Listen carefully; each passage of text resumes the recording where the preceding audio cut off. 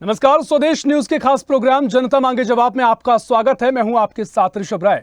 जनता मांगे जवाब में आज बात गरीब की, 80 करोड़ गरीबों को फ्री राशन की, लोकसभा चुनाव को लेकर किए जनता से वादों की और उन दावों की जो चुनावी समर में राजनेताओं द्वारा किए जा रहे हैं। देश का अन्नदाता और गरीब हमेशा से ही सियासतदानों के लिए सत्ता की चाबी रहा है और अब 2024 के चुनावी रण में भी गरीब, किसान, युवा और देश की आधी आबादी यानी महिलाएं सत्ता पक्ष हो या विपक्ष चुनावी हथियार बने हुए हैं।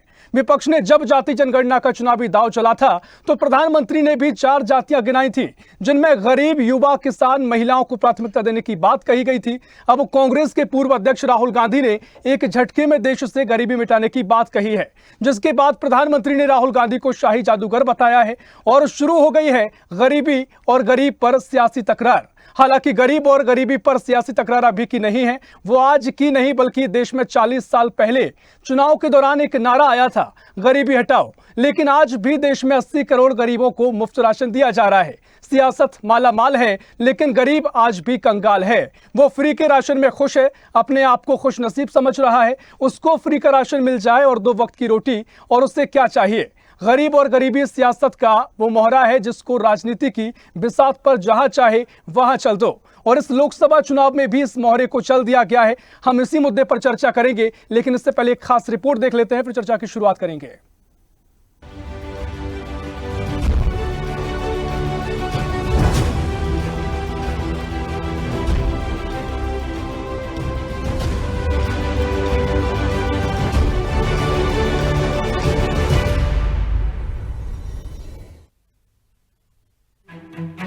प्रत्येक गरीब परिवारों की एक महिला के खाते में तब तक 1 लाख रुपए डाले जाएंगे जब तक वो परिवार गरीबी रेखा से बाहर नहीं आ जाता। पैसा खटाखट आता रहेगा और एक झटके में हम हिंदुस्तान से गरीबी को मिटा देंगे। ये कहना है कांग्रेस सांसद राहुल गांधी का। उन्होंने कहा कि आप अगर गरीब हो, चाहे मजदूरी करते हो, खेती करते हो, ये छोटे छोटे कारखाने में काम करते हो, अगर आप गरीब हो तो आपके परिवार की एक महिला को महीने के 8,500 रुपए यानी साल का 1 लाख रुपए सरकार बैंक अकाउंट में डाल देगी। ये पैसा सरकार उस दिन तक डालेगी जिस दिन तक आप गरीबी रेखा से निकल जाओगे। उन्होंने कहा कि हर शिक्षित युवा को 1 लाख रुपए की अप्रेंटिसशिप दी जाएगी। सरकार बनने पर 30 लाख सरकारी नौकरियां, सभी खाली पोस्ट कैलेंडर के अनुसार भरेंगे। पेपर लीक से मुक्ति मिलेगी। पेपर लीक रोकने के लिए नए कानून और नीतियां लाई जाएंगी। गिग वर्कर के लिए बेहतर कामकाजी नियम और संपूर्ण सामाजिक सुरक्षा सुनिश्चित की जाएगी। युवाओं के लिए 5,000 करोड़ रुपए का नया स्टार्टअप फंड दिया जाएगा। ये मैसेज देकर राहुल गांधी ने सीधे मोदी सरकार पर गरीबी और बेरोजगारी को लेकर निशाना साधा है। हिंदुस्तान के हर गरीब परिवार में एक महिला को कांग्रेस पार्टी की सरकार साल का 1 लाख रुपया बैंक अकाउंट में डाल देगी। आप अगर गरीब हो, चाहे मजदूरी करते हो,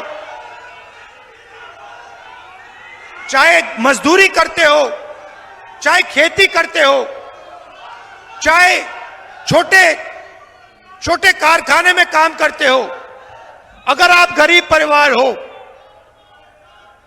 आपके परिवार में एक महिला को महीना का 8,500 रुपया, साल का 1 लाख रुपया सरकार बैंक अकाउंट में डाल देगी और उस दिन तक डालेगी।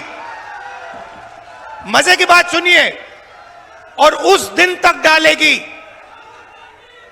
जिस दिन तक आप गरीबी रेखा से निकल जाओगे। उधर पीएम नरेंद्र मोदी ने राहुल गांधी का जमकर मजाक बनाया है। पीएम मोदी ने 1 मिनट में गरीबी मिटाने के राहुल गांधी के बयान पर कहा कि इतने सालों तक ये शाही जादूगर कहां छिपा था। पीएम मोदी ने कहा, आग देश में नहीं बल्कि कांग्रेस के दिलों में लगी है। राहुल गांधी ऐसी बातें करते हैं, खुद हंसी का पात्र बन जाते हैं। मोदी ने कहा, 2014 से पहले 10 साल इन्होंने रिमोट से सरकार चलाई और अब कह रहे हैं कि इनको एक झटके वाला मंत्र मिल गया है। ये झटके वाला मंत्र लाए कहां से हैं? मुझे बताइए। ये गरीबों का मजाक और अपमान है या नहीं? क्या झटके से गरीबी दूर होती है? उन पर कोई भरोसा करेगा क्या? देश राहुल गांधी को गंभीरता से नहीं लेता है। कांग्रेस के शाहजादे ने अभी घोषणा की, आप भी सुनकर के हंसोगे। मैं सुनाऊं? जोरों से हंसना पड़ेगा आपको। कांग्रेस के शाहजादे ने घोषणा की, और वो वीडियो भी देखने जैसा है। उन्होंने घोषणा की, एक झटके में देश की गरीबी हटा दूंगा। अब बताओ भाई, हंसी आएगी कि नहीं आएगी? आप हैरान हो गए कि नहीं हो गए? ऐसे लोगों पर कोई भरोसा करेगा क्या? अरे देश पूछ रहा है, आखिर ये शाही जादूगर इतने वर्षों तक कहां छुपा था? 50 साल पहले इनकी दादी ने देश से गरीबी हटाने की घोषणा की थी। 50 साल हो गए। 2014 से पहले 10 साल तक इन्होंने रिमोट से सरकार चलाई और कह रहे हैं कि अब बस इनको एक झटके वाला मंत्र मिल गया है। ये झटके वाला मंत्र लाए कहां से? मुझे बताइए, ये गरीबों की मजाक है कि नहीं है? ये गरीबों का अपमान है कि नहीं है जी? ये झटके से गरीबी दूर होती है क्या? ये क्या बोल रहे हैं जी? उन पर कोई भरोसा करेगा क्या? ऐसे दावे करते हैं और इसी के कारण ये हंसी के पात्र बन जाते हैं। देश उनको गंभीरता से नहीं लेता। राजनीतिक दलों के दिग्गजों के अपने अपने दावों के बीच एक नजर डालते हैं गरीबी के आंकड़ों पर। आजादी के 75 वर्ष बाद भी गरीबी चुनाव का एक प्रमुख मुद्दा है। 1952 में हुए पहले आम चुनाव में मुद्दा था गरीबी। 1971 के चुनाव में इंदिरा गांधी ने गरीबी हटाओ का दिया था नारा। नीति आयोग का दावा था 9 साल में 25 करोड़ लोग गरीबी से निकले। नीति आयोग का HCES के आधार पर दावा, गरीबों का अनुपात 5% से अधिक नहीं है। आंकड़ों का हवाला, सरकार कर रही गरीबी कम होने का दावा। कई विशेषज्ञ और विपक्ष 5% वाले दावे पर उठा रहा सवाल। अगर दावा सच तो 80 करोड़ लोगों को अनाज राशन क्यों? कुल मिलाकर गरीबी एक ऐसा मुद्दा है जो शायद ही कभी खत्म हो पाए। कई ऐसे अर्थशास्त्री हैं जो देश में होने वाले सर्वे के तरीके को गलत मानते हैं। ऐसे में कौन सही और कौन गलत, ये सवाल जस का तस है। अब देश में लोकसभा का रण है और राजनीतिक दलों की जंग है। वार है तो पलटवार भी है। ऐसे में किसकी बनेगी सरकार और कौन करेगा मैदान फतह, ये देखना दिलचस्प होगा। स्पेशल रिपोर्ट, स्वदेश न्यूज।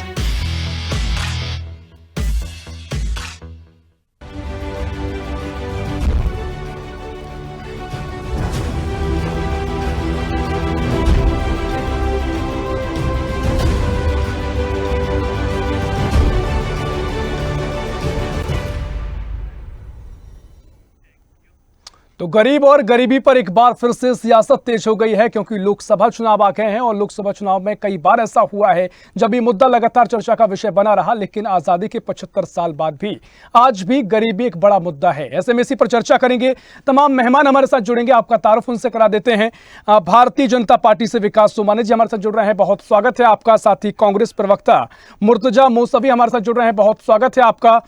सपा प्रवक्ता नासिर सलीम हमारे साथ जुड़ेंगे और साथ ही आम आदमी पार्टी से सैयद मोहम्मद तकी हमारे साथ जुड़ गए, बहुत स्वागत है आपका। आर्थिक विश्लेषक नवनीत गर्ग हमारे साथ जुड़ रहे हैं, बहुत स्वागत है आपका। और स्टूडियो में हमारे साथ मौजूद हैं स्वदेश न्यूज के managing editor RP Srivastava sir, बहुत स्वागत है आपका। सबसे पहले आरपी सर, मैं आप ही के पास आऊंगा और चर्चा की शुरुआत करूंगा। समझना भी चाहूंगा कि जिस तरीके से कांग्रेस नेता राहुल गांधी कह रहे हैं कि एक झटके में गरीबी मिटा देंगे, क्या कुछ सियासी मायने इसके? और साथ ही जो बातें प्रधानमंत्री मोदी ने कही कि अब तक गरीबी, जब तक कांग्रेस का सर्वाधिक राज रहा है पूरे देश में, अब तक गरीबी नहीं मिटी तो कांग्रेस भी इसके लिए जिम्मेदार, क्या कुछ आप सियासी रूप से एंगल देखते हैं और गरीबी के क्या कुछ मायने आप देख रहे हैं? देखिए ऋषभ जी, सबसे बड़ी बात यह है कि जो गरीबी का पैमाना है पहले जो था आज भी वही है। जबकि लगातार कीमतें बढ़ रही हैं, तो निश्चित रूप से लोगों की आय भी बढ़ जरूर रही है, लेकिन उसके एवज में उनके खर्चे भी बढ़ रहे हैं। जहाँ तक देश के गरीबों का सवाल, देखिए ये मुद्दा चुनाव में आज से नहीं है, बहुत पहले से आपने अपने रिपोर्ट में भी दिखाया कि 1971 में जो है इंदिरा गांधी ने गरीबी हटाओ का नारा दिया, लोगों ने उन पर भरोसा किया। आज राहुल गांधी ने जो बात कही है कि हम एक झटके में गरीबी हटा देंगे, और साथ ही साथ प्रधानमंत्री जी का भी मैं भाषण सुन रहा था कि ये जादूगर कहाँ है, एक झटके में कहाँ हटा देंगे, पिछले जो है 2014 के पहले क्या कर रहे थे। ये सवाल देखिए दोनों दलों के लिए, सत्ता पक्ष और विपक्ष दोनों के लिए आज भी मौजूद है। सबसे बड़ी बात यह है ऋषभ जी कि अगर बात ये होती है कि उन्होंने क्या किया, उन्होंने गरीबी हटाया, तो क्या इन 10 सालों में भी क्या कुछ गरीबी कम हुई? जरूर थोड़ा बहुत कम हुई है, लेकिन जितनी तेजी से गरीबी कम हुई है, जनसंख्या भी बढ़ती गई तो गरीबों की संख्या बढ़ती गई। आज 80 करोड़ लोगों को राशन बांटा जा रहा है, यह मान करके कि गरीब हैं और इनको 5 किलो राशन देने की जरूरत है। निश्चित रूप से किसी भी सरकार का ये दायित्व होता है कि वो जो है, जो भी लोग हैं देश में, कम से कम लोग भूखमरी के शिकार न हो, लोगों को भरपेट अनाज मिले, तमाम चीज़ें मिले। लेकिन क्या अनाज देने से गरीबी हट जाती है? कि जब तक लोगों की आय नहीं बढ़ेगी, लोगों को रोजगार नहीं मिलेगा प्रॉपरली, तब तक लोग जो है अभी इसी तरह से केवल राशन पर जिंदा रहेंगे क्या? सवाल ये है कि पिछले दिनों में नीति आयोग के जो आंकड़े हैं उनको अगर आप देखें, जिसमें जो 5% की बात करी गई कि देश में गरीब हैं, तो 5% गरीब हैं, तो इसका मतलब 80 करोड़ लोगों को क्यों इसमें जो है राशन बांटा जा रहा है? ये एक सबसे बड़ी बात है कि भारत इतना विशाल देश है जहाँ पर जनसंख्या भी बहुत है। निश्चित रूप से कोई भी सरकार हो उसके सामने ये बहुत बड़ी चुनौती है, और शायद आज भी चुनौती बरकरार है। अब नेताओं के अपने अपने दावे हैं। अगर कोई ये कहता है कि हम जो एक झटके में गरीबी दूर कर देंगे, तो ये बात सच है कि इतना संभव नहीं है, एक झटके में कोई चीज़ होती नहीं है। लेकिन ये भी बात सच है कि क्या इसको गरीबी को लेकर के कोई भी व्यक्ति ये नहीं कह सकता कि उसमें प्रयास तो किया जा सकता है। हो सकता है एक झटके में ना हो, 2 झटके में हो, 3 झटके में हो, लेकिन होना तो चाहिए। गरीबी देश की दूर होनी चाहिए। हम विकसित राष्ट्र का सपना देख रहे हैं। विकसित राष्ट्र तभी होगा जब कम से कम जो पूरे देश के लोग गरीबी रेखा के ऊपर उठ जाएंगे, तभी हम विकसित कहलाएंगे, वैसे नहीं कहलाएंगे।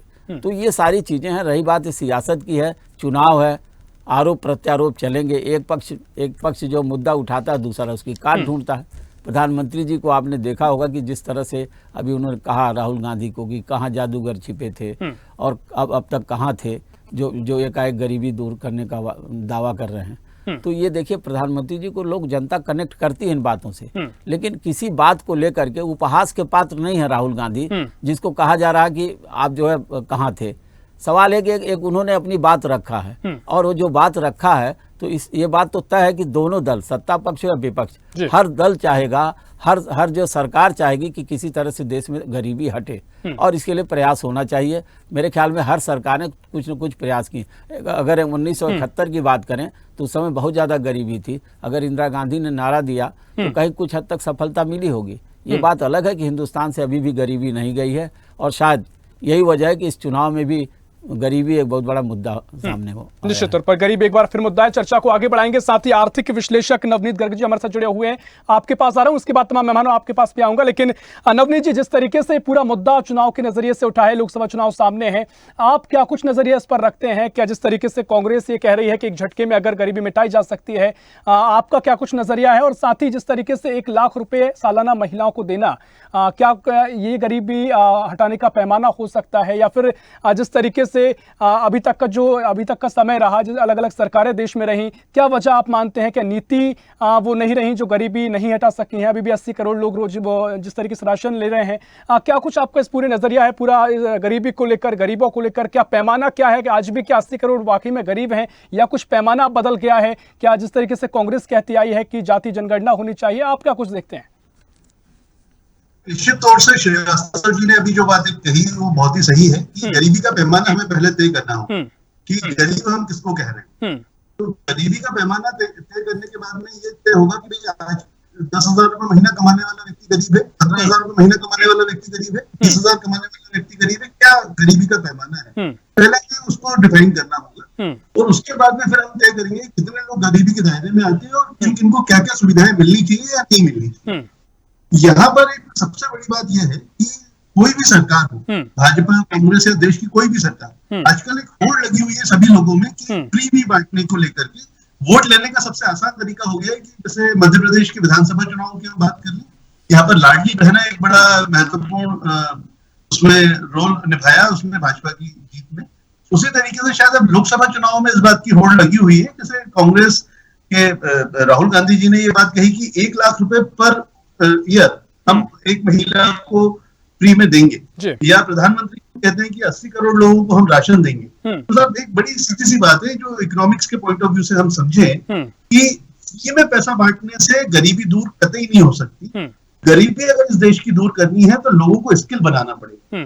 जैसे राहुल गांधी जी ने कहा कि साहब 8,500 रुपए प्रति माह हम एक महिला को देंगे, तो उनको फ्री में 8,500 रुपए उनके बैंक खाते में देने के बजाय उनको स्किल देने के लिए, उनको कोई कला सिखाने के लिए, उनको इस काबिल बनाने के लिए कि वो अपना काम करके 8,500 रुपए प्रति माह कमा पाए। आप उसमें 8,500 के उससे ज्यादा अमाउंट खर्च कर दीजिए, तब गरीबी रेखा से ऊपर आएंगे। क्योंकि ये इस तरीके की फ्री भी देना तो एक तरीके से उनको अपंग बनाने जैसा है कि आप उनको एक प्रति माह एक राशि देते चले जा रहे हैं और जब तक वो राशि है तब तक तो उनका जीवन स्तर ठीक ठाक है। जिस दिन वो राशि दी जाना बंद की जाती है किसी भी सरकार के द्वारा, तो वो वापस से वही स्थिति में आ जाएंगे जहां से आप उनको लेकर के आए। इसलिए फ्री में राशन बांटने की बात हो, फ्री में बैंक खाते में पैसा देने की बात हो, भले वो लाडली बहना योजना ही क्यों ना हो, तो ये इस तरीके की योजनाएं समाज कल्याण के लिए कभी भी कारगर सिद्ध नहीं हो सकती। इसके लिए जरूरी ये है कि सरकारों को प्रयास करना चाहिए कोई भी जो भी बात तो स्पष्ट है कि गरीबी से गरीबी नहीं हटाई जा सकती है, लेकिन अभी तक इतनी योजनाएं चलती आई हैं। आपको क्या कुछ लगता है कि नीतियां उतनी स्पष्ट तरीके से सामने नहीं आ पाई हैं जो गरीबी को उस हद तक आगे निकाल सके, या फिर नीतियां आई हैं साफ नियत को नजर नहीं आई है? क्या आप देखते हैं? निश्चित रूप से देखिए, नीतियों में कहीं ना कहीं कुछ खामी जरूर रही होगी, नहीं तो अभी हमारे देश में गरीबों की संख्या इतनी ज्यादा नहीं होती। गरीबी है हमारे देश में, इस बात से कोई अस्वीकार नहीं किया जा सकता। और जो विगत वर्षों में जो भी नीतियां रही, इसमें सुधार की जाने की आवश्यकता है। और आने वाले वर्षों में अगर इन नीतियों पे कोई विचार किया जाता है तो निश्चित रूप से हमें इसका परिणाम देश में देखने को मिलेगा। ठीक है, चर्चा को आगे बढ़ाएंगे। विकास सोमानी जी, आप ही के पास आता हूं। और जिस तरीके से कांग्रेस कह रही है, राहुल गांधी कह रहे हैं कि एक झटके में गरीबी दूर हो जाएगी, काफी कुछ उन्होंने तर्क भी दिए हैं, क्या कुछ उनकी योजना है, क्या कुछ आप इस पर कहेंगे? और भारतीय जनता पार्टी के शासन को भी 10 साल हो गए हैं, क्या कुछ अभी तक आपने किया है? क्या गरीबों को लेकर आपके बड़े काम है, आप अगर 5 काम गिना पाए तो? ऋषभ जी, आप देखें कि 4 करोड़ से अधिक प्रधानमंत्री आवास योजना में आवास उपलब्ध कराए गए। दूसरा, आप देखिए 11 करोड़ से अधिक महिलाएं शौचालय की जो सुविधा है और शौचालय मतलब हर घर में शौचालय पहुंचा है। तो आप इस तरह की जो पीएम उज्ज्वला योजना के अंतर्गत सिलेंडर मुहैया कराए गए हैं, जो महिलाएं हैं धुएं से उससे परेशान थे और कई तरह की बीमारियों से परेशान हो रहे थे। विकास जी, लेकिन नवनीत जी जो बात कह रहे हैं कि गरीबी अगर दूर करना है तो फ्री वीज या योजनाओं के जरिए ठीक है जितना लाभ आप दे सके, लेकिन कोई स्किल उनमें पैदा करनी पड़ेगी। जो पैसा सरकार दे रही है उसके अलावा वो अपनी योग्यता पर वो पैसा लें तो वो आगे चलकर सरकार के अलावा भी पैसा कमा सकते हैं। तो उनको लेकर क्या कुछ काम किया गया है? जी, इसके लिए आप देखें स्टार्टअप की जो योजना है, मुद्रा योजना है, उस योजना के अंतर्गत भी आप देखें कि रोजगार के नए अवसर उपलब्ध कराए जा रहे हैं और उसमें 63 लाख से अधिक रेहड़ी और जो दिहाड़ी मजदूर थे उनको पीएम स्वनिधि योजना के अंतर्गत लोन उपलब्ध कराया गया है। और आप देखें कि प्रधानमंत्री जो है मुद्रा योजना के अंतर्गत भी करोड़ों में लोन उपलब्ध कराए गए हैं। और आप देखें कि स्टार्टअप के इतने नए अवसर खुले हैं कि भारत आज वैश्विक रूप से देखा जाए तो स्टार्टअप में एक नए रूप में अग्रसर हो रहा है। और निरंतर रूप से जहां तक राहुल गांधी जी ने एक बात कही कि झटके में गरीबी मिटा दूंगा, कांग्रेस के पास न तो कोई चार्ट है, न कोई इंफ्रास्ट्रक्चर है, न कोई उनका कोई तरीका है। क्योंकि कांग्रेस के खुद के नेता वो कह रहे हैं कि 1 लाख रुपए सालाना महिला को दिए जाएंगे, 8,500 रुपए हर माह। अब 1 लाख रुपए देखिए, 11 करोड़ से अधिक किसानों को भारतीय जनता पार्टी द्वारा किसान सम्मान निधि योजना के अंतर्गत राशि पहुंचाई जा रही है। उनको मजबूत किया जा रहा है, चाहे किसान किसी भी परिस्थिति में किस तरह से फसल उगाता और देश के लिए अन्न उत्पादन करते हैं, तो एक योजना उनके अंतर्गत दी जाती है। अब ये कहते हैं 1 लाख रुपए सालाना दिए जाएंगे और एक झटके में गरीबी दूर। आप उनका स्तर शिक्षा से बढ़ा सकते हैं, उनकी मूलभूत आवश्यकता से बढ़ा सकते हैं। आज जब कोरोना काल से लेके अब तक जो 80 करोड़ से अधिक लोगों को जो भोजन दिया जा रहा है, अन्न उपलब्ध कराया जा रहा है, तो उसके पीछे कोरोना के समय से चला रहा था। आज लोगों को आत्मनिर्भर बनाने के लिए, उनके स्वावलंबन के लिए जो योजनाएं प्रधानमंत्री जी द्वारा लगातार पिछले 10 वर्षों में जारी की गई, उनके आंकड़े मौजूद है। और आप देखिए उनके जो केंद्र सरकार द्वारा जो ऋण दिए गए, जो स्टार्टअप बढ़ाए गए, वो सब हम देख रहे हैं कि किस तरह से देश का स्तर बढ़ता जा रहा है। इस तरह से कि एक शहजादे ने एक घोषणा कर दी कि एक झटके में गरीबी दूर कर दूंगा। अब वो कैसे करेंगे, कहां करेंगे? सिर्फ महिलाओं के खाते में 1 लाख रुपए सालाना डालने से गरीबी दूर होती हो तो वर्षों से आज गरीबी दूर हो नहीं पाएगी। पर कांग्रेस की स्थिति ऐसी हो गई है, इस तरह के बेतुके बयान देने से कांग्रेस धीरे धीरे जिस स्तर से थी उस स्तर से नीचे जाती जा रही है। इनके कांग्रेस के जो बड़े सांसद है, बड़े नेता है, जो 30 साल से अधिक समय कांग्रेस को दे चुके हैं, वो भी इन बचकानी बातों और नेतृत्व के चलते कांग्रेस से दूर होते जा रहे हैं। और आज कांग्रेस का आंतरिक लोकतंत्र पूरी तरह से खत्म होता जा रहा है कि वो इससे नेतृत्व इस तरह की बात कहेंगे तो बड़ी विचित्र बात है कि आम जनता कैसे भरोसा करेगी कि आप जहां भी आपकी सरकार रही। एक बात मैं और कहना चाहूंगा ऋषभ जी कि जहां भी आपकी सरकार रही, चाहे राजस्थान में आपकी सरकार रही कांग्रेस की, जहां भी सरकार रही, आपका न तो कंट्रोल रहा उस पे, न उनके महंगाई पे कंट्रोल रहा, न प्रशासन पे कंट्रोल रहा, न शासन पे कंट्रोल रहा। तो इस तरह की जो स्थिति नियंत्रण में आप रही नहीं, अब आप इस तरह की बातें कर रहे हो, तो इसको किस तरह से इम्प्लीमेंट करेंगे ये मैं समझ से बाहर। ठीक है, ये सवाल मैं मुर्तजा मूसा जी आपके पास आ रहा हूं। और जो सवाल बीजेपी ने उठाया है कि क्या कुछ आप इसके लिए रोड मैप देंगे, और साथ ही तमाम आरोप वो लगा रहे हैं कि जिस तरीके से 40 साल पहले इंदिरा गांधी ने भी कहा था गरीबी हटाओ, और उसके लिए उन्होंने एक सपना देश को दिखाया था, वो गरीबी अभी तक चली आ रही है। तो एक सवाल आप पर ही लटकर आता है कि आपके राज्य में ही गरीबी आपने इतने प्रयास किए तब भी नहीं हुई, क्या वहां पर भी नियत की साफ नियत की कमी रही? अब आप यहाँ पर बीजेपी से उम्मीद कर रहे हैं और एक झटके में गरीबी हटाने का जो आप बात कह रहे हैं कांग्रेस नेता राहुल गांधी, क्या कुछ आप इसका आधार बताएंगे? मैं आपसे एक बात ये कहना चाहूंगा कि 15 लाख जो है ये 2014 में अकाउंट्स में डाल रहे थे। क्या ऐसा समझ रहे हैं ये 1 लाख? ऐसा कुछ नहीं है। आप एक चीज गौर कर लीजिए, ये ना इनके पास कोई नीति है ना नियत है। ये लोग टोटली फेल हो चुके हैं। 100 के पार ये नहीं जाएंगे। इसीलिए ये लोग जो है इस किस्म की बात कर रहे हैं। इनको शर्म आनी चाहिए कि एक जादूगर बता रहे हैं राहुल गांधी को। अरे राहुल गांधी एक पढ़े लिखे सुलझे हुए इंसान है जिसने कैम्ब्रिज से अपनी, हार्वर्ड से अपनी जो है तालीम हासिल की है। यहाँ के डिग्रियों का तो कोई पता ही नहीं है। और आज जो है युवा, किसान, महिलाएं सब त्रस्त हो चुकी हैं। बुजुर्गों को पेंशन तक नहीं आती है सेंटर से। लेकिन मुर्तजा जी जो सवाल वो उठा रहे हैं कि अगर एक झटके में गरीबी दूर आप कर सकते थे तो आपका राज कितना रहा? इंदिरा गांधी के टाइम से लगातार ये ख्याली ख्वाब दिखाए गए, तो तब क्यों एक झटके में गरीबी दूर नहीं हुई? सवाल तो बीजेपी उठा रही है, और इस सवाल में क्या दिक्कत है? नहीं, तो मैं कह रहा हूँ ना आपसे, इन्होंने 10 साल में जो दुर्दशा की है उसको सुधारने के लिए ये जो है एक ठीक है, एक एक करके मुर्तजा जी आप मुझे बताइए, ये जो लोग गरीबी रेखा पे हैं, क्या इनको 1 लाख रुपए नहीं देना चाहिए? क्या इनकी कोई सहायता नहीं करनी चाहिए? और आज इनके पास कुछ नहीं है, ये जुमलेबाजी पे चल रहे हैं।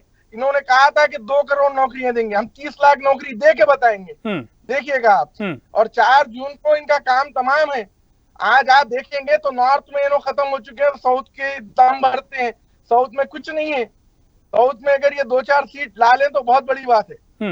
लेकिन मुर्तजा जी अगर ये बातें आप कह रहे हैं, आप जो उपलब्धियां बता रहे हैं कि हम ये सब करेंगे, जो भी संकल्प आपने लिए हैं, दावे आपने किए हैं, अगर 10 साल पहले तक आपकी सरकार थी, क्या ये पहले हो जाते तो जिस तरीके की स्थिति आज कांग्रेस की वो बनती? पहले मनरेगा लगाई गई थी, कई चीजें, कई स्कीम थे। जो घोटाले करिएगा कि ये देश बनते बनते बना है, ये ओवरनाइट डेवलप नहीं हुआ है। ये 1947 से डेवलपमेंट शुरू हो चुका है। ये डेवलपमेंट में जो रुकावट आई वो 2014 से आई है। ये एक बात बता दूं मैं आपको, बड़े बड़े उद्योगपति, इंडस्ट्रियलिस्ट का लोन तो माफ कर सकते हैं, फार्मर्स पे गोली चलाएंगे मगर उनका लोन माफ नहीं करेंगे। वोट बैंक जो आज 30% डाउन हो चुका है, तो कांग्रेस के कारण क्या, ये बताइए ना। अब क्या आप लगातार जो कांग्रेस की जो नीतियां, आप लोग जो है किसानों को मार सकते हैं, आप किसानों पे गोली चला सकते हैं, आप जो है जेल में डाल सकते हैं, आप कोई स्कीम उनके लिए, कोई रोड मैप आपके पास है नहीं। मुर्तजा जी आप देखो 2014 में लगातार जनता पार्टी की जो आपके पास कोई रोड मैप बचा ही नहीं है। ठीक है, आगे हम इस पे चर्चा करेंगे, चर्चा को आगे बढ़ाऊंगा। नासिर सलीम जी मैं आपके पास आ रहा हूं। क्या कुछ आप कहेंगे गरीबी पर, आपके क्या विचार हैं, सपा के क्या कुछ विचार आप रखेंगे, और जिस तरीके से राहुल गांधी कह रहे हैं आप तो गठबंधन का आप हिस्सा हैं, क्या कुछ आप उनकी बात का कहेंगे, और जो पीएम मोदी का पूरा बयान आपको सुनाया उस पर भी अपनी प्रतिक्रिया दीजिए। जी नमस्कार और आदाब, बहुत बहुत शुक्रिया कि आपने मुझे जोड़ा अपने पैनल पे। ऋषभ भाई, ऐसा है कि मैंने सबकी बात सुनी, और जहां तक हमारे गठबंधन साथी का सवाल है कांग्रेस पार्टी का, उन्होंने बहुत शानदार तरीके से अपना पक्ष रखा, तो मुझे उस पर कुछ कहने की जरूरत नहीं है, मगर मैं आंकड़ों में बिलीव करता हूँ और इसलिए मैं आपके सामने आंकड़े रखना चाहूंगा। अभी भाजपा तो भाई हमारे बहुत सारे आपको उपलब्धियां गिनवा रहे थे, तो अब मैं आंकड़ों पे आ जाते हैं। मेरा सबसे पहला सवाल ये है कि इन्होंने ग्लोबल हंगर इंडेक्स 2023, और मैं आपके माध्यम से पूरे जो आपके व्यूअर्स हैं उनको भी बोलना चाहूंगा, एक ग्लोबल हंगर इंडेक्स होता है जो 2023 हर साल निकलता है और लेटेस्ट 2023 का है। उसके तहत उसका स्कोर जो है वो 28.7 आया है ऋषभ भाई। का मतलब ये हुआ कि हमारे देश का, इंडिया भारत जो हमारी देश है उसका रैंक है 111 125 देशों में, और उसका जो एवरेज रैंक है वो उससे भी नीचे है हमारा देश का। तो आप ये सोचिए 125 पूरे दुनिया में जो कंट्रीज हैं, देश हैं, उसमें से सबसे नीचे 111वां रैंक हमारा है। तो एक तरफ आप गरीबी की बात कर रहे हैं हटाने की, अगर ऐसी ही बात है ऋषभ भाई, तो आपका रैंक इतना कम क्यों है? पहली सवाल पे ये पूछ लिया जाए, और जनता को सोचना है, ठीक है। दूसरी, एक और स्कोर मैं बता दूं, ग्लोबल हेल्थ सिक्योरिटी इंडेक्स, एक तो भुखमरी का मैंने आपको बताया, अब मैं आपको बता रहा हूं ग्लोबल हेल्थ का। मतलब कि जहां पे अगर आपको अस्पताल जाना है, ग्लोबल अगर आपकी बीमारी है, कुछ आपको परेशानी है, अस्पताल जाना है, तो उस इंडेक्स में भारत देश का क्या रैंक है, अब आप सुन लीजिए। इसमें 2021 की जो रिपोर्ट आई है उसमें हमारा जो स्कोर था 43% था 100 में से, जो कि एवरेज, अगर आप दुनिया भर का एवरेज देखें तो वो 43.6 था। तो आप एवरेज से भी नीचे हैं। और सबसे बड़ी बात है, उसमें 195 कंट्रीज में, मतलब 195 देशों में आपकी जो रैंक है वो 66 रैंक है। तो आप ये समझिए कि आप ग्लोबल भुखमरी में सबसे नीचे, आप ग्लोबल हेल्थ में सबसे नीचे में, और उसके बाद एक मिनट सुन लीजिए, उसके बाद एक और रिपोर्ट आती है जिसमें कहते हैं ह्यूमन डेवलपमेंट रिपोर्ट, और ये भी 2021 की रिपोर्ट है। और मैं ये समाजवादी पार्टी की रिपोर्ट नहीं है ऋषभ भाई, ये जो भी मैं आपको कोट कर रहा हूं आप वेरीफाई करिए, और अगर मैंने कुछ गलत आपके सामने पक्ष रखा हो तो मैं आप सबके लेकिन सामने नासिर जी, अब जो कांग्रेस कह रही है, जो मुर्तजा जी ने जो बातें कही कि धीरे धीरे विकास की गति आगे बढ़ी है, बीजेपी, अगर ये आरोप अगर बीजेपी पर है तो ये बीजेपी भी ये कहती आई है कि 10 साल अभी सरकार को हुए हैं, शासन को हुए, इससे पहले कांग्रेस की सरकार थी, तो एकदम से तो सारे आंकड़े नीचे नहीं आ गए हैं, कांग्रेस का भी कम से उतना ही योगदान इन सब में, इन सब को लेकर है। ऋषभ भाई ये बताइए, अब कांग्रेस, जहां तक कांग्रेस का सवाल था, जनता ने तो उन पे जवाब दे दिया 2014 में। समाजवादी पार्टी की सरकार थी, हमको भी, अगर हम लोगों ने जनता को कन्विंस नहीं कर पाए तो जनता तो सबसे बड़ी होती है, 2017 में हमको भी हटा दिया। तो भैया अब 10 साल से पहले की बात क्या कर रहे हैं, उसका तो जनादेश आ गया ना आपके सामने। अब आप पिछले 10 साल में जो इन्होंने काम किया है उस पर सवाल उठाया जाएगा। सवाल ये है, अब आप कह रहे हैं कि भैया धीरे धीरे काम होगा, अरे 10 साल कोई काम लेते हैं, आप बताइए। अच्छा, चर्चा को आगे बढ़ाएंगे।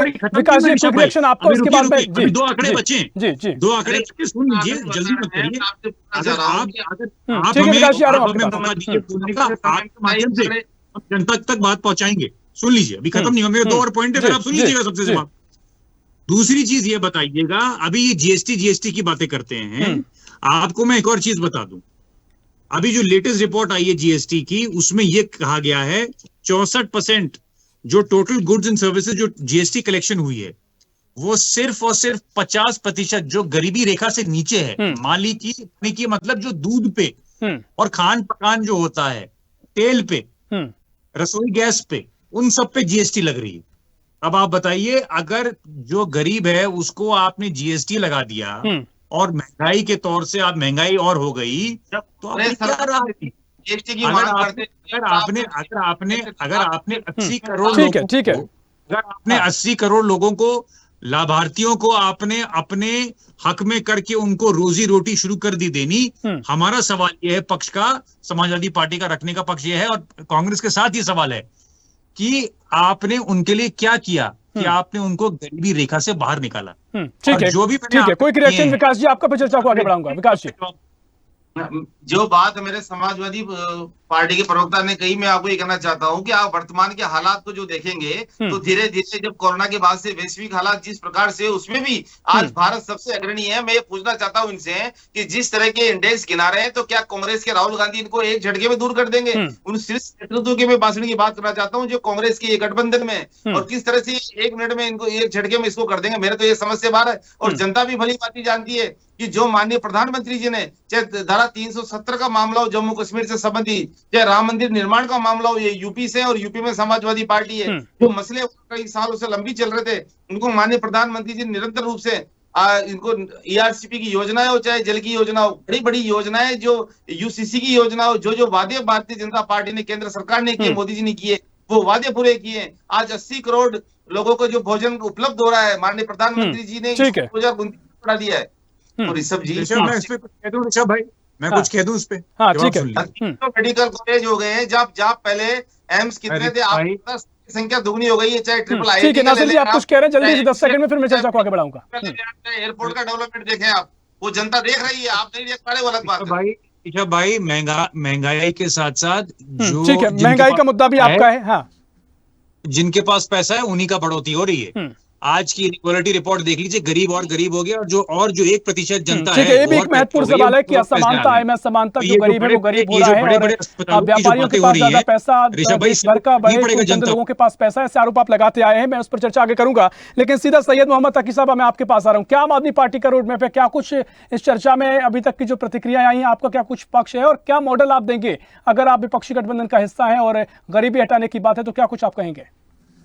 देखिए, इंडिया गठबंधन बहुत मजबूती से लोकसभा का चुनाव लड़ रहा है, और 450 सीटें इंडिया गठबंधन की आना तय है। बीजेपी बहुत परेशान है, बौखलाई। इनका इंटरनल सर्वे आरएसएस का बता रहा है बीजेपी के 200 से ज्यादा सीटें नहीं आ रही, तो ये परेशान है, इनको जवाब नहीं सूझ रहा। और राहुल गांधी ने इस तरह की बात कह के भारत की जनता की नफ्स पे हाथ रख दी। जो भी भारत के लोग मंदिर जाते, बाजार पे जाते, जहां जाते, वो यही मन्नत मांगते हैं, यही पूजा करते हैं कि मेरी परेशानियां झट से दूर हो जाए, मैं झट से गरीबी दूर हो जाए, मैं झट से परेशानी से बाहर निकला हूँ। तो इंडिया गठबंधन के लोग, चाहे राहुल गांधी हो, अरविंद केजरीवाल हो, चाहे अखिलेश यादव हो, चाहे तेजस्वी यादव, ये सब लोग भारत के लोगों की नफ्स पे हाथ रख रहे हैं, जिससे बीजेपी बौखलाई हुई। सब कुछ सवाल लगने के बाद, ईडी सीबीआई सब कुछ करने के बाद भी जो है बीजेपी को कहीं से राहत नहीं मिल रही, इसलिए ये परेशान है, बौखला है। और कभी कभी तो नरेंद्र मोदी जी कहते हैं कि वो राहुल गांधी को वो महत्व नहीं देते, लेकिन जब भी मैंने देखा इसलिए इलेक्शन में 2024 में, जब भी राहुल गांधी को बयान देते हैं, नरेंद्र मोदी के बयान देने के लिए, पलटवार करने के लिए दौड़ पड़ते हैं। अगर उनको लगता है कि 370 सीटें लेके आ रहे हैं, 400 सीटें जीत रहे हैं, तो क्या जरूरी है कि राहुल गांधी के हर बयान में पलटवार किया जाए? तो साफ तौर दिखा रहा है कि इस वक्त में इंडिया गठबंधन जो है वो तेजी से आगे बढ़ रहा है, जीत रहा है, तो बीजेपी हार की तरफ बढ़ रही है। इसलिए हताश न बनिए, इस तरह के बयान दे रही है। अगर उन्होंने गरीबी झट से दूर करने का बयान दिया था, तो नरेंद्र मोदी जी को स्वागत करना चाहिए था। 15 लाख देने पे आपने आलू से सोना निकालने की बात करी, वो मजाक नहीं था। इस तरह के आपने बयान दिए पिछले 10 सालों में प्रधानमंत्री, उसके ऊपर तो लोग हंसी सकते हैं कि रडार से बादल को छुपा देना। आपका क्या कुछ गरीबी का मॉडल है सैयद साहब? देखिए, हमारा गरीबी का मॉडल गरीबी मॉडल हमेशा ये रहा है कि आप लोगों को शिक्षा दीजिए, अच्छा स्वास्थ्य दीजिए, उनको मूलभूत सुविधाएं दीजिए, लोग अपने आप आत्मनिर्भर हो जाएंगे और अपने आप अपना पैसा अर्जित करना शुरू करेंगे। राशन देना 5 किलो, ये मैं सही नहीं समझता। मैं चाहता हूँ लोगों को बिजली सस्ती मिले, पानी सस्ता मिले, पानी फ्री मिले, सुविधाएं मिले मूलभूत, और हर व्यक्ति भारत का अपने आप में पैरों पर खड़े होकर अपनी जीविका रिस्पेक्टफुली, सम्मान के तौर पे अर्जित कर सकता है, और देश के विकास में, मूलभूत विकास में अपना सहयोग दे सकता है, एक अपना कंट्रीब्यूशन दे सकता है। ये और आप देखा, सिर्फ एक दिल्ली स्टेट ऐसा है पूरे भारत के अंदर जो फायदे में चल रहा है, जो अपने इतना उसका खर्चा है उससे ज्यादा फायदे। ठीक है, आपका एक अपना मॉडल है, और उसी के आधार पर आप लगातार इस मॉडल को उठाते भी आए हैं। आरपी श्रीवास्तव जी, मैं आपके पास आऊंगा, लेकिन विकास जी कुछ कहना आप चाह रहे हैं? विकास जी, कोई रिएक्शन आपका? जिस तरह की आप पार्टी करना चाह रहे हैं, आप पार्टी के कितने नेताओं पे आरोप लगे, चाहे सोमनाथ भारती पे ले ले, चाहे अमन लोपे जी ले ले, चाहे मनीष सिसोदिया जी पे ले ले, इनके पीएस तक, और इनकी जो शराब नीति घोटाले का मामला 2021 का की बात नहीं हो रही, राहुल गांधी के बयान की बात हो रही है। कभी आरोपों पर डिबेट कर लिएगा, नहीं कर पा रही है। वो ये कह रहे हैं कि और आप सारे जो मॉडल दे रहे हैं, आपके कई नेताओं पर आरोप हैं, तो मॉडल को लेकर वो थोड़ा अपना नजरिया बता रहे हैं। तो नेताओं पर आरोप लगे, झूठे लगाए गए, बड़गंध लगाए गए हैं, मनोहर कहानियां हैं, सब झूठ साबित हो रहा है, कुछ भी साबित नहीं कर पाए हैं। गलत तरीके से ईडी सीबीआई का यूज करके अदालतों में ठीक है, एक एक करके मैं आऊंगा आपके पास। विकास जी, आपके पास आ रहा हूँ, सीधा आरपी श्रीवास्तव से मैं आपके पास आ रहा हूँ। पहले जिस तरीके से तमाम विपक्ष का नजरिया है, विपक्ष के आरोप है केंद्र सरकार पर, गरीबी है ही या फिर रोजगार की हालत बहुत खराब है, ऊपर से महंगाई का मार भी है, तो क्या कुछ इन आरोपों को आप देखते हैं कि विपक्ष इन मुद्दों को लोकसभा चुनाव के नजरिए से उतना उठा पाया है कि जनता के बीच में ये भरोसा पैदा कर पाया है कि इन मुद्दों के जरिए कुछ असर पैदा हो सके? और साथ ही जो जातीय जनगणना की बात कही गई है, क्या एक आधार ही आप मानते हैं कि इससे गरीबी का पता लग सके कि क्या गरीबी का पैमाना है, गरीबी कितनी हद तक है या कौन गरीब है? ये कैसे पता चले कि जातीय जनगणना के तहत ये संभव है? और साथ ही जो आरोप है उनसे क्या कुछ आप कहेंगे? ऋषभ जी, ऐसा है, जातीय जनगणना 1931 के बाद, जब 1952 में पंडित विकास जी, जवाहरलाल ये नेहरू सवाल मेरा आरपी लोग- श्रीवास्तव सर से है, मैं आप पर लौटूंगा। जो तमाम प्रतिक्रियाएं हुई, आपसे एक प्रतिक्रिया लूंगा। आरपी जी के पास में पहले जा रहा हूँ। देखिए ऋषभ जी, बात आज गरीबी की बात हो रही है, जिस मुद्दे पर एक अहम चर्चा है। सवाल ये उठता है कि आपने क्या किया। आपने जो भी काम किया वर्तमान सरकार ने, वो सराहनीय है। 370 हटाया, राम मंदिर का निर्माण हुआ, ये तो आपके एजेंडे में थे और बिल्कुल हुआ है। प्रश्न ये उठता है कि 140 करोड़ की आबादी है, इसमें गरीबों की संख्या कितनी है, और उस संख्या के आधार पर ये तय करेगी कोई सरकार कि आप जो है किसी भी तरह से उनको गरीबी रेखा से बाहर लाएं। राहुल गांधी जादूगर हैं, क्या हैं, ये तो बात अलग है। वो बोलते हैं एक झटके में हम गरीबी दूर कर देंगे। चलिए, देश की जनता को उन पर भी भरोसा एक बार कर लेना चाहिए। दूसरी सबसे बड़ी बात है, जहाँ तक प्रधानमंत्री जी की बात है, प्रधानमंत्री जी ऐसा नहीं है कि पिछले 10 सालों में उन्होंने प्रयास नहीं किया। हमारे आर्थिक सलाहकार ने एक बात कहा जो कही है, जो बड़ी महत्वपूर्ण है कि आप गरीबी रेखा से दूर करने के लिए आपका क्या क्या पैमाना है और आपने किया क्या है अब तक। सवाल ये उठता है कि जो चीज़ें ज़रूरी हैं, आप समझिए स्वास्थ्य है, शिक्षा है, बेरोजगारी है, इन तमाम चीज़ों पर आपको सामने आना पड़ेगा। गरीबी का एक ही पैमाना नहीं है कि भरपेट भोजन 5 किलो राशन दे दीजिए। एक पैमाना ये भी हो सकता है कि लोगों का जीवन स्तर सुधरे, तभी तो आप गरीबी से ऊपर उठ पाएंगे। दूसरी बात है, जहाँ तक फ्री बीज की बात है, चाहे कोई भी दल हो, विपक्ष हो, कांग्रेस हो, सपा हो, आम आदमी पार्टी हो, भारतीय जनता पार्टी हो, कोई दल इसमें पीछे नहीं है। हर दल जो है कहीं न कहीं फ्री बीज पर जाता है। अब मान लीजिए किसानों की आय दुगनी करने का आपने वादा किया, लेकिन किसानों को आपने आर्थिक सहायता दिया, ठीक है, लेकिन उसके अलावा भी अगर उनको ये प्रेरित किया जाता कि आप आर्थिक सहायता देने के बजाय उनकी उपज की कीमत दे देते अच्छी, तो शायद इसकी जरूरत नहीं पड़ती। हमें लगता है कि जब भी चुनाव आता है और दल उसका लोगों को फायदा भी मिलता है। आप देखें कई योजनाएं, कई ऐसी रेवड़ी बांटने वाली प्रथा जो है, उससे जनता जो उनकी तरफ मुखातिब है। वो सुनने को खाली नहीं कि किसको वोट देना, भाई जहां से पैसा मिल रहा उसको वोट करेंगे, जहां से वो भी कैश देने वाली एक बात अलग है। चलिए, राशन तो मैं मानता हूं, राशन दिया जाना निश्चित रूप से जो लोग भूखे हैं, जिनके पास अनाज की कमी है या उनको मेहनत करके उनको कमाना है और ये मिलता है, तो ये पूरे देश की किसी भी सरकार का काम है कि लोगों को कम से कम भरपेट भोजन मिले। वो एक सराहनीय कार्य है, लेकिन उसके अलावा अलग से बांटना, हमें लगता है कि इससे गरीबी दूर नहीं हो सकती। चाहे वो राहुल गांधी हो, 1 लाख रुपए देने की बात कर रहे हो, या फिर जो है भारतीय जनता पार्टी की सरकार हो या मोदी जी हो, हर आदमी कोई न कोई गारंटी दे रहा है और वो उस गारंटी के पीछे की कहानी कुछ और है और बयां करती है। ऋषभ जी, एक चीज़ जो सबसे महत्वपूर्ण है और जो इस मंच से कहा भी जाना चाहिए कि ये देश जो है, देखिए 1947 से आज तक उत्तरोत्तर बढ़ा ही है, यहाँ पर प्रगति हुई है। हम किसी भी सरकार को ये नहीं कह सकते कि उन्होंने ये नहीं किया। ये तो दलों का आपसी झगड़ा है कि भाई वो बोलते उन्होंने क्या किया और इन्होंने क्या किया, लेकिन हर सरकारों ने कुछ न कुछ किया है। वर्तमान सरकार ने भी काफ़ी कुछ किया है और कुछ करने की ज़रूरत है। लेकिन सबसे बड़ी बात है, हम भी कई जगहों पर स्थानीय रूप से गए, लोगों का कहना कि पैसा तो दीजिए ज़रूर, लेकिन रोजगार के अवसर प्रदान करिए। मैं कुछ महिलाओं से मिला और बीच में मेरी बातचीत हुई, उन्होंने बिल्कुल लाडली बहना का बहुत ही समर्थन किया, लेकिन साथ में एक चीज़ जोड़ दिया कि अगर रोजगार मिले तो हमारा जीवन स्तर और ऊपर उठ सकता है। शायद इसी बात, गरीबी जो आज बात हो रही है, जो आज दल जो है लोकसभा चुनाव होने जा रहा, हर दल अपने अपने दावे कर रहे हैं कि उनकी इतनी सीटें आएंगी, कोई बोलता है उनकी सीटें नहीं आ पाएंगी। कौन दल सरकार बना रहा है कौन नहीं बना रहा है, ये सारी चीज़ें हैं। लेकिन उसके बीच में एक सबसे बड़ा जो सवाल है इस पूरे देश में, अगर हमें विकसित राष्ट्र की श्रेणी में जाना है तो हमारे देश से गरीबी दूर होनी चाहिए।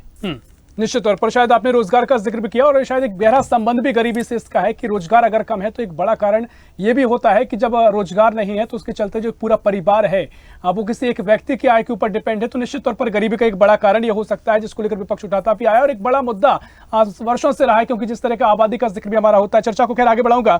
नवनीत करी जी, मैं आपके पास आ रहा हूं। जिस तरीके से तमाम बातें आपने इससे पहले कही, जिस तरीके से रोजगार का आरोप विपक्ष लगाते आया है कि रोजगार फिलहाल की स्थिति में सबसे खराब दौर से रोजगार के स्तर पर भारत जूझ रहा है, बेरोजगारी की दर सबसे ज्यादा है, तमाम ऐसे आरोप लगते आए हैं, तो कितना संबंध आपका गरीबी और रोजगार का आप देखते हैं? क्या कुछ इसको लेकर आप कहेंगे कि क्या रोजगार को लेकर बढ़ाने की आवश्यकता है, या फिर जो सरकार कहती आई है कि प्राइवेट सेक्टर में काफी काम हुआ है, क्या उसके आंकड़े स्पष्ट नहीं हो पाए हैं इसलिए गरीबी का भी स्पष्ट ना हो पाना कि कौन गरीब है, संख्या क्या है? जैसा कि HCES के आधार पर भी दावे किए गए कि 5% ही गरीब मात्र है, तो गरीबी को लेकर भी स्थिति साफ नहीं है कि कौन कितना गरीब है, लेकिन रोजगार हो या अन्य पहलुओं कितना संबंध आप इसका इससे देखते हैं? रोजगार और गरीबी का तो डायरेक्ट संबंध है। अगर व्यक्ति बेरोजगार है तो निश्चित रूप से गरीब होगा। बेरोजगार होने का मतलब ये है कि उसके पास आय का स्रोत नहीं है, और आय का स्रोत नहीं है मतलब ये है कि वो गरीबी होगा निश्चित रूप से। लेकिन सरकार ने पिछले वर्षों में रोजगार बढ़ाने के लिए काफी प्रयास किए, चाहे उसको आप इंजीनियरिंग का कहें या स्वरोजगार के लिए जितने भी सारे प्रयास सरकार ने किए वो कितने सफल हुए ये एक अलग विषय हो सकता है। लेकिन जो नीतियों पर अगर हम बात करें तो जैसे स्ट्रीट वेंडर्स को एक 10,000 रुपए, 20,000 रुपए, 50,000 रुपए का लोन देना जिसके ऊपर सरकार की गारंटी है, तो ये इस तरीके के प्रयास हैं जो कि निश्चित रूप से रोजगार का सृजन करने के लिए बड़े कारगर कदम साबित हो सकते थे, लेकिन शायद वो उतने कारगर साबित अभी तक नहीं हुए हैं। इसमें क्या नीतियों में खामी है इस पर हमें विचार करना चाहिए। तो अगर हम ये बात करें रोजगार का सृजन की अगर बात करते हैं तो केवल ये देखना कि सरकार ने कितनी नौकरियां दी हैं। अगर मान लीजिए 2014 में बयान को और आज के बयानों को कंपेयर करें, 2000 रोजगार देंगे, 2 करोड़ लोगों को रोजगार देंगे, जब सरकारी विभागों में इतनी वैकेंसी नहीं हो सकती कि 2 करोड़ लोगों को सरकार डायरेक्ट अपनी नौकरी पर रखे। 2 करोड़ लोगों को नौकरी पर रखने का अर्थ ये होता है कि हम प्राइवेट सेक्टर को इस तरीके से बूस्ट करेंगे। मेक इन इंडिया में जो मान लीजिए फैक्ट्रीज यहाँ पर आती है, जैसे हम देख रहे हैं कि वैश्विक स्तर पर चाइना से फैक्ट्रीज शिफ्ट होकर के हमारे भारत में आ रही है। तो अगर कोई फैक्ट्री भारत में लगती है तो निश्चित रूप से उसमें लेबर की भी जरूरत होती है, मैनेजर की भी जरूरत होती है, सुपरवाइजर की भी जरूरत होती है, इंजीनियर्स की भी जरूरत होती है, चार्टर्ड अकाउंटेंट की भी जरूरत होती है। तो इस तरीके से एक बड़ा रोजगार का सृजन होगा। लेकिन रोजगार के सृजन का मतलब ये नहीं है कि केवल और केवल सरकार उनको अपनी नौकरी पर रख करके और सरकारी तनख्वाह उनको मिलेगी। इसमें स्वरोजगार भी शामिल है। कई सारे लोग अपने कोई स्ट्रीट वेंडर है जो अभी एक रेहड़ी पटरी लगा करके पोषण कर रहा है, निश्चित रूप से वो भी स्वरोजगार है, उसको भी आपको रोजगार के सृजन की कैटेगरी में रखना होगा। तो निश्चित रूप से जहां तक रोजगार और गरीबी को लेकर की बात है, तो रोजगार और गरीबी बिल्कुल एक दूसरे से परस्पर संबंधित है। तो उसमें किसी प्रकार से कोई दो राय नहीं है कि अगर आपको गरीबी हटानी है तो आपको रोजगार के अवसर पैदा करने पड़ेंगे। तो फिर जो 80 करोड़ का आंकड़ा नवनीत जी आता है, क्या आप इससे इत्तेफाक रखते हैं कि जो 80 करोड़ राशन अगर दिया जा रहा है गरीबों को, क्या ये आंकड़ा हो सकता है कि गरीबी का आंकड़ा इतना है, या फिर आंकड़ों को आगे दुरुस्त करने की जरूरत है, एक पैमाना सेट करने की जरूरत है कि कौन कौन गरीब है ये तय हो जाए? निश्चित रूप से पैमाना तय किया जाना चाहिए। अगर मान लीजिए हम बात करेंगे 50,000 रुपए से 50,000 रुपए महीने से कम कमाने वाला व्यक्ति गरीब है, तो इस देश की 90% जनता तो गरीबी रेखा के नीचे आ जाएगी। वहीं अगर हम ये कहते हैं कि नहीं जो 10,000 रुपए महीना कमाता है वो गरीब है, तो ये पैमाना पहले तय करना पड़ेगा, फिर जाकर के गरीबी के एक्चुअल आंकड़े हम तय कर पाएंगे कि कितने लोग देश में गरीब है, और तभी जाकर के जो नीतियां हैं सरकार की वो प्रॉपर तरीके से काम कर पाएंगे। ठीक है, मैं चर्चा को आगे बढ़ाऊंगा। विकास जी, आपके पास आ रहा हूं। देखिए, जिस तरीके से तमाम आरोप विपक्ष ने लगाए और साथ ही एक आप लगातार तमाम जो अपने मुद्दे अभी उपलब्धियां गिनाते आए हैं, धारा 370 खत्म करना हो, राम मंदिर हो, या इसके अलावा 3 तलाक हो या अन्य मुद्दे हो, लेकिन जितना जिक्र इन सब मुद्दों का मिलता है उतना जिक्र गरीबी को लेकर नहीं मिलता है। तो विपक्ष के तमाम आरोप हैं गरीबी को लेकर, अगर तो विपक्ष तमाम बातें कह रहा है, तो चर्चा ये कि सियासी रूप से अगर ये मुद्दे लेकर कांग्रेस से अन्य दल जाते हैं तो क्या चुनौती आपके सामने होंगे? क्योंकि निश्चित तौर पर तमाम जो मुद्दे आप गिनाते हैं, उपलब्धियां बताते हैं, उसमें गरीबी बहुत कम देखने को मिलती है, इस मुद्दे को बहुत कम जिक्र होना मिलता है।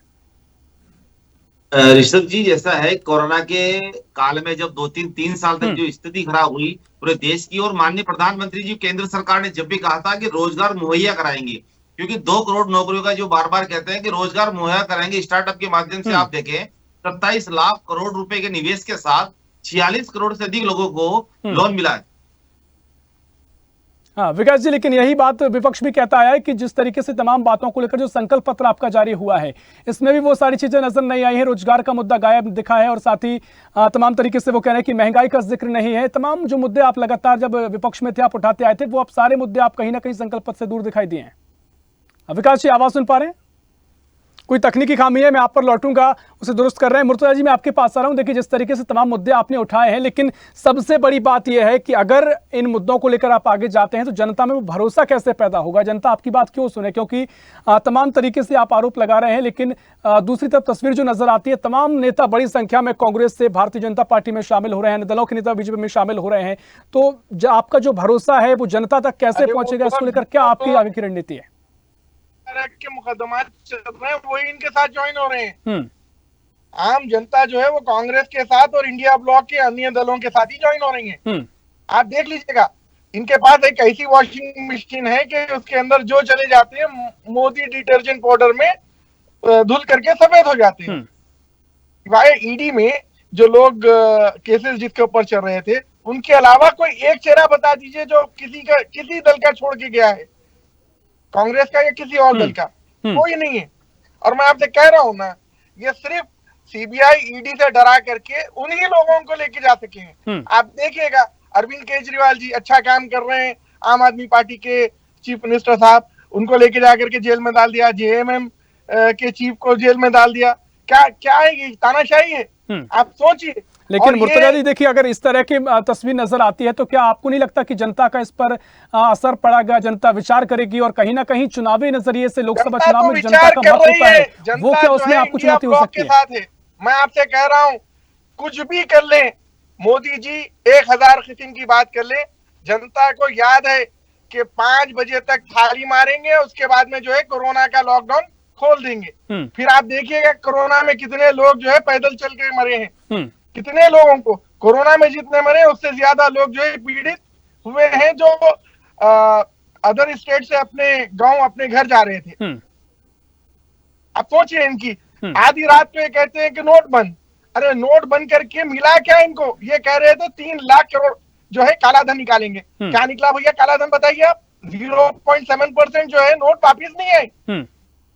तो नोट जो है आरबीआई के आंकड़े हैं कि जमा हो गए। अब इनकी तानाशाही अब नहीं चलेगी। पब्लिक जो है, देश की जनता जानती है, और देश की जनता ने एक नहीं 2 मर्तबे मौका दिया और देख लिया कि ना तो ये उस काबिल है और ना इनके ऊपर कोई भरोसा किया जा सकता है। आप जब भी रोजगार की बात करेंगे किसी और मामले में डाइल्यूट कर देंगे, आपके मुद्दे से बिल्कुल ही हटा देंगे।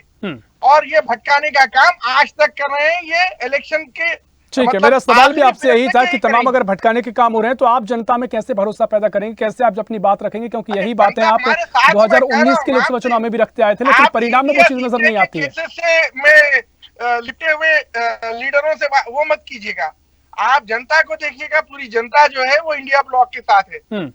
ठीक है, देखिए ये तो लगातार देखिए लोकसभा चुनाव है, मोदी जी का बड़ा चेहरा सामने है, इसके तमाम लोकप्रियता उनकी देखी जाती है, लेकिन इससे पहले विधानसभा चुनाव भी हुए, वहां पर भी तमाम राज्यों में आपकी जो सरकारें थी अच्छी स्थिति में थी, वहां पर भी सरकार चली गई। साउथ इंडिया में आप देखेंगे 1,000 जो उनके कार्यकर्ता है सब डिस्ट्रिक्टों से जमा करके लेके आते, तब भी जो है उनकी पूरी रोड शोज जो है फ्लॉप है। इसका मतलब यही है कि पब्लिक बहुत ज्यादा इनसे उब चुकी है और कोई भी इनके साथ आना नहीं चाहता। ठीक है, आपके अपने तर्क है, चर्चा को आगे बढ़ाऊंगा। सीधा नासिर सलीम जी, मैं आपके पास आ रहा हूं। देखिए जिस तरीके से अब तमाम बातें की जा रही हैं, लेकिन आप गठबंधन का अगर हिस्सा हैं, तमाम जो आप आरोप लगाते हैं, तमाम आपका जो आप इससे पहले आपने बताया कि जो आपका मॉडल है या फिर जो सारी चीजें आपने आरोप लगाए, तो उनका लेकर आप जनता के बीच पहुंचते हैं, वो कैसे आपका उसको लेकर रणनीति है? क्योंकि सबसे महत्वपूर्ण तो यही है कि जनता अगर आपको वोट देती है तभी आपकी बातों यानी आपको बातों को सुना किस तरीके से जाता है, तो उसको लेकर क्या रणनीति है? क्योंकि भारतीय जनता पार्टी जो बातें कह रही है कहीं ना कहीं जनता के बीच में जाते हैं, जनता में भरोसा एक उनका नजर आता है, एक ट्यूनिंग नजर आती है, वो कहीं ना कहीं विपक्ष उसमें बीजेपी से पीछे नजर आया है। नहीं, देखिए ऋषभ भाई, मैंने आपको जैसे पहले बोला, मैंने तो आरोप नहीं लगाया, मैंने तो आपको आंकड़े सामने रखे, आपके माध्यम से जनता के बीच में, और आपके व्यूअर को आंकड़े रखे, जिसका जवाब तो मुझे मिला नहीं। जवाब मैंने पूछा कुछ और का, आंसर कुछ और मिल रहा है, सवाल कुछ और मिल रहा है, सवाल का जवाब ही नहीं मिला। एनीवे, बात देखिए ऐसा है ऋषभ भाई कि बहुत सिंपल सी बात है। मैं आपसे ये कह रहा हूं कि जहां तक समाजवादी पार्टी का सवाल है और कांग्रेस का भी हम लोग का गठबंधन हुआ है, उत्तर प्रदेश में खास करके मैं आपको बताना चाहूंगा, हमारी जनता के बीच में रणनीति ये है, एमएसपी पे हम कह रहे हैं, हम एमएसपी पे स्वामीनाथन कमेटी की जो फॉर्मूला है C2 + 50%, वो हम लाएंगे अगर हमारी सरकार आई। हमने कहा कि हम ओपीएस, ओल्ड पेंशन स्कीम को वापस उसकी लागू करेंगे। हमने ये कहा कि महिलाओं के लिए 33% आरक्षण जो है वो हम लाएंगे संसद में।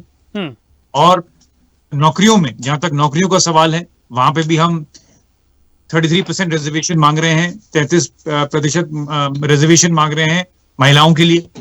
तो हमारे ये सारी चीजें हैं।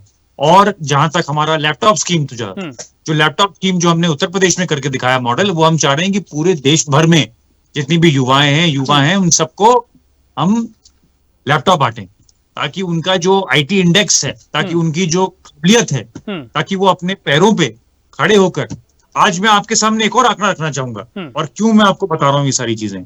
अगर आप देखेंगे अनएम्प्लॉयमेंट रेट जिसे हम कहते हैं, जो लोग कोई काम के लिए ढूंढ रहे हैं, काम करने के लिए ढूंढ रहे हैं, उनको काम नहीं मिला, और जो पढ़े लिखे लोग हैं और जो एजुकेटेड अनएम्प्लॉयड हैं, उसमें भी इंडिया का जो कंट्रीब्यूशन है 2019 में, जब मोदी जी की सरकार आई थी 2014 से 19 में, वो बढ़ के हो गया 31%।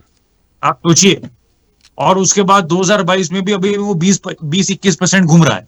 लेकिन नासिर सलीम जी, जो सवाल मेरा आपसे, देखिए आप तमाम जो, अगर आप तर्कों पर हम जाते हैं, लेकिन वो तर्कों का सियासी रूप से अगर देखें, जनता के बीच में पहुंचकर, क्योंकि जनमत ही उसी के बाद तो आपके तमाम जो मॉडल है वो आगे आप फॉलो कर पाएंगे जब आप सरकार में होंगे। लेकिन वो सरकार में आप होने के पीछे की क्या रणनीति है, क्या उसको लेकर आप ये मुद्दे हैं जनता के बीच कैसे पहुंचाएंगे? क्योंकि सामने आपको चुनौती देखें तो उत्तर प्रदेश में आप बीजेपी 80 पार की बात कह रही है, 80 की कह रही है, 400 पार की बात कह रही है।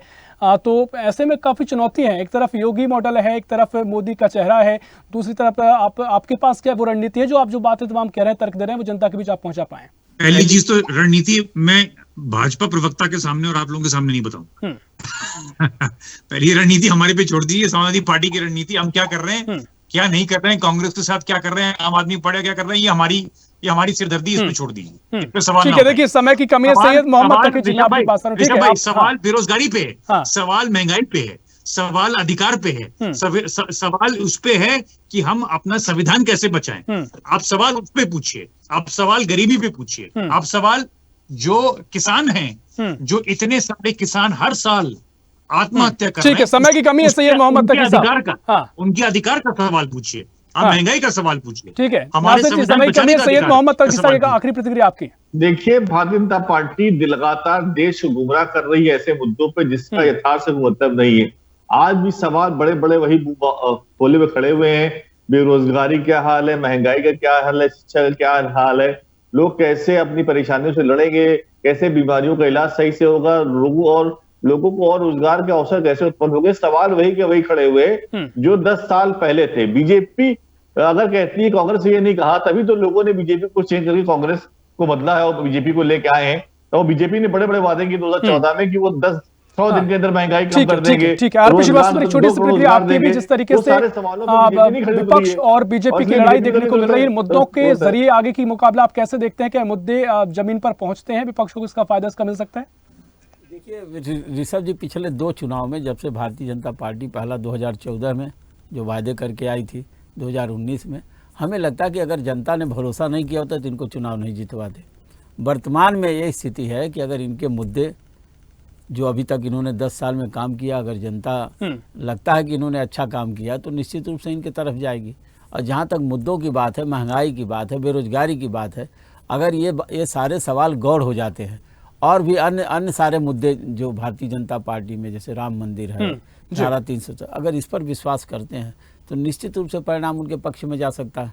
और जहाँ तक मुद्दों की बात है तो हमें लगता है कोई दल मुद्दे पर कम बात कर रहा है, एक दूसरे का परसेप्शन अलग अलग है, हर आदमी अलग अलग ढंग से बात होती है, लेकिन पहली बार राहुल गांधी ने जिस तरह से महंगाई को झटके में हटाने की बात कहा है ऋषभ जी, और उस पर आज चर्चा हुई है, तो निश्चित रूप से देश के लोग इस बारे में भी सोचेंगे कि महंगाई अब तक क्यों है, गरीबी अब तक क्यों है, गरीबी रेखा के ऊपर लोग क्यों नहीं जा रहे हैं। ये सब मुद्दे हो सकता है इस चुनाव में हो। फिलहाल अभी तो नहीं लगता है कि इन मुद्दों पर कोई चुनाव हो रहा है। निश्चित तौर पर देखना महत्वपूर्ण होगा लोग कितना इस मुद्दे पर सोचते हैं और गरीबी को लेकर क्या कुछ जमीन पर स्थिति नजर आएगी इस पूरी चर्चा के बाद भी। फिलहाल बहुत शुक्रिया करना चाहूंगा आप सभी मेहमानों का चर्चा में शामिल होने के लिए।